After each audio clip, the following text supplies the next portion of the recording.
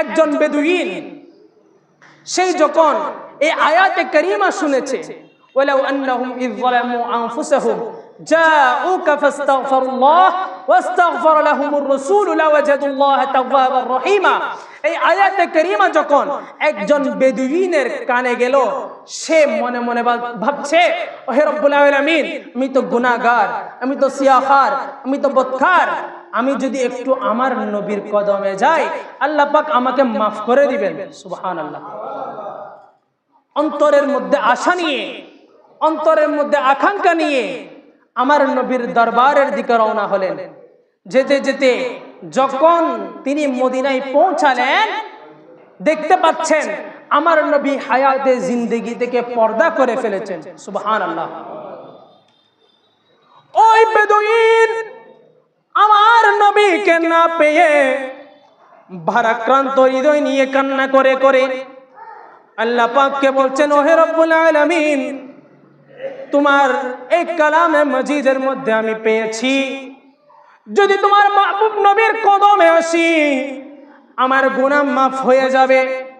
কিন্তু আমি আস্তে আস্তে আমার নবীকে তো তুমি রওজায়ে তাহারের মধ্যে নিয়ে গিয়েছো, আমি এখন আমার নবীকে কিভাবে আমি আমার গুনাহের কথা প্রকাশ করব, কিভাবে আমার নবীর কাছে আরজ করব আমার জন্য সুপারিশ করার জন্য। সেই বলে হৃদয় ভাঙা কান্নায় তিনি ফিরে আসছেন। এমন সময় পাশে একজন সাহাবীর কিছুক্ষণ ঘুম এসেছিল। সেই সাহাবী ঘুম থেকে ওঠার সাথে সাথে ওই বেদুইনকে ডাক দিলেন, ওহে আল্লাহর বান্দা, আমার নবীর উম্মত, আমার নবী কিছুক্ষণ আগে আমার স্বপ্নের মধ্যে এসেছে।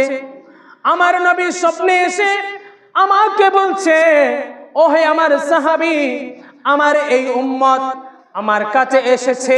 আমি রহমাতুল লিল আলামিনের দরবার তো এমন দরবার যেখান থেকে কেউ কখনো খালি হাতে ফিরে যায় না, ঠিক কিনা?